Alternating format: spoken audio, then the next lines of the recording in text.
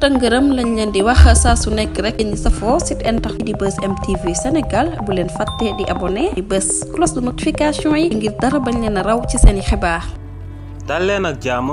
seen chaîne bi di Buzz M TV ci seen acte du jour ginnaaw ba Lamine Lo ci ndigalu gouvernement bi génnee daal di xamal sénégalais yi que ne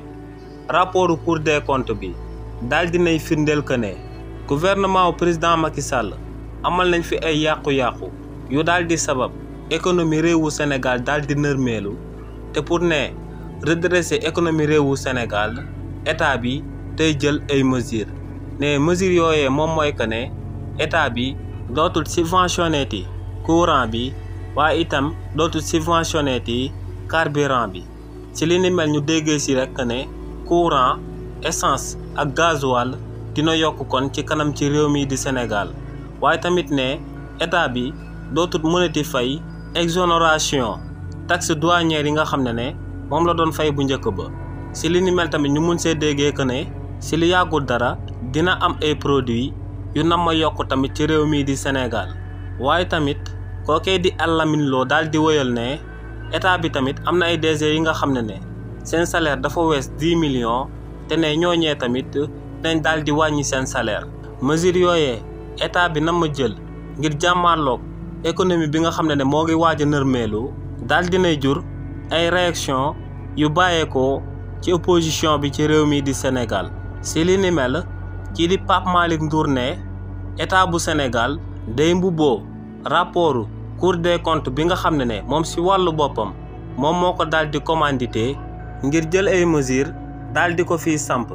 waaye ne en réalité mesures yi nga xam ne état bu Sénégal daal dinañ koy jël ne waa FMI ñoom ñoo leen ko exiger ginnaaw bañ leen di lebal xaalis ne waa FMI ñoom ñoo leen waxoon que ne ñu daal di dindi seen subvention jëmale ko ci courant bi ak carburant bi waaye tamit ne waa FMI ñoom ñoo leen waxoon ñu daal di fiy jëlee exonération taxe douanière yi donc ne mesures yi nga xam ne état bu bees bi daal dinañ koy jël jëluñ ko seen coobaree bopp waaye ne waa FMI ñoom ñoo leen exiger ñu daal di koy jël ginnaaw kookee di Pape Malick Ndour kii di Abdoul Mbaye ne moom àndul ci mesures yi nga xam ne moom la gouvernement bi daal di jël nee nag ñëpp nangul nañ gouvernement bu bees bi que ne régime président Macky Sall pratique yi ñu fi daan amal dëppawul ak lu leen yoon santaane ci réew mi di Sénégal te ne tamit nangul nañ gouvernement bu bees bu fi daal di nekk ne régime président Macky Sall ñoom ñooy principal responsable yu sabab économie réewu Sénégal ci waxtu bi ñuy wax nii mu daal di nërmeelu waaye nee nag état bu bees bi buy jël ay mesures ngir daal di contrer lu économie réewu Sénégal daal di nërmeelu ne waru koo jël daal di koy jëmale ci askanu réewu Sénégal waaye ne état bi daa war a jël ay mesures daal di koy jëmale ci moom ci wàllu boppam ndax ne état bi lu mu war a njëkk a def moom mooy daal di jaay avion présidentiel bi nga xam ne ay milliards la ko président Macky Sall jëndee woon ne li ni mel état bi bu ko amalee dina daal di rationaliser train de vie de l'état maanaam dina daal di wàññi lu muy dépensoo ginnaaw Abdoul Mbaye tamit kii di Cheikh Omar Diagne di ancien directeur national des moyens généraux de la présidence ne moom d'accordul tey d'accordul ci suba ñuy daal di wàññi ay salaire jëmale ko ci ay directeur général ci réew mi di Sénégal ndax ne état bi bu bëggee daal di génn ci lu kookee di président Macky Sall jël économie bi daal di koy nërmeelal faaw mu daal di yokk bu baax doole ci prix d'achat bi ci réew mi di Sénégal maanaam faaw mu daal di fexe sénégalais bu nekk daal di yore koppar gu bëree bëri bu muy mën a jëndee lu mu bëgg ci réew mi di Sénégal donc ne li ni mel moom moo sabab moom lu muy sàkku moom mooy ñu bañ a wàññi benn salaire daal di koy laal ndax ne salaire dafa daal di sacré te ne état bi daa soxla daal di yokku prix d'achat bi daal di koy dooleel ci réew mi di Sénégal ngir gën a mën a téye économie ginnaaw li ni mel kii di Elimane Ndaw di akub journaliste bi nga xam ne moom moo fiy teewal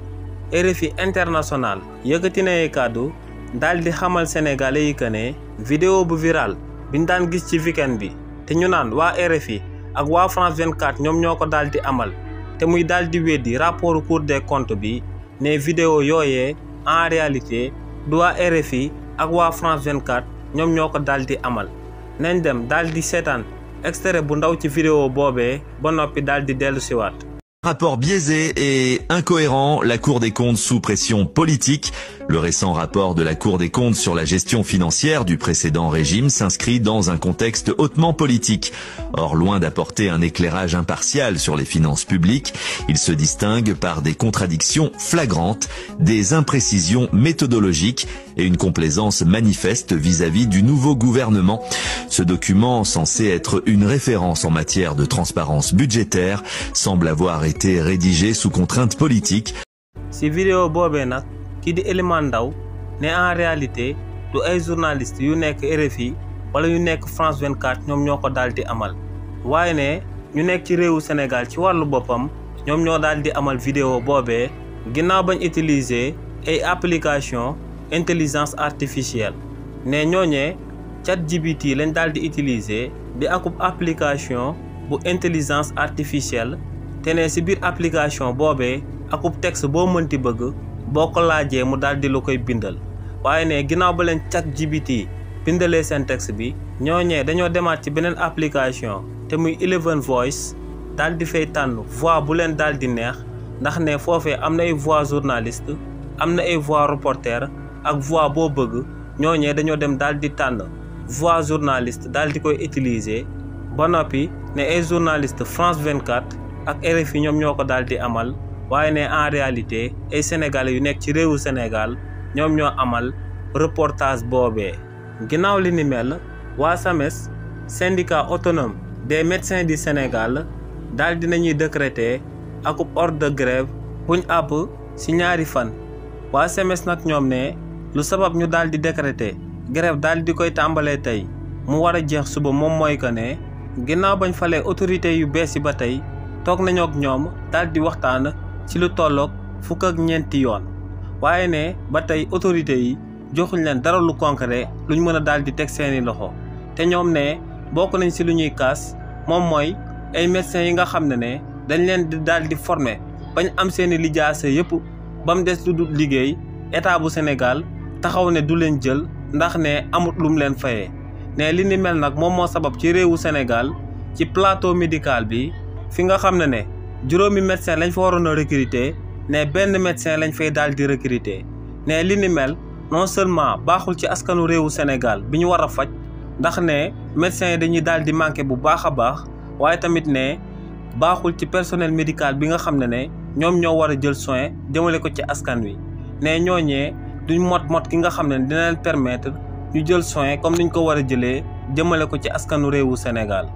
ñoom ne li ni mel moom moo sabab ñu daal di décréter akub ordre de grève de 48 heures ci grève bi nga xam ne day général maanaam day am fépp ci gox-goxaati ci réew mi di Sénégal waaye ñoom ne nag seen grève boobee cas urgent yi bokk ci ndax képp ku am akub cas urgent bu accès dinañ fa bàyyi personnel bi nga xam ne moom mooy jël soin jëmale ko ci jëmm kookee. lii lañ leen andiloon comme actualité ñoo ngi leen di jox dig daje ci yeneeni mbir incha allah.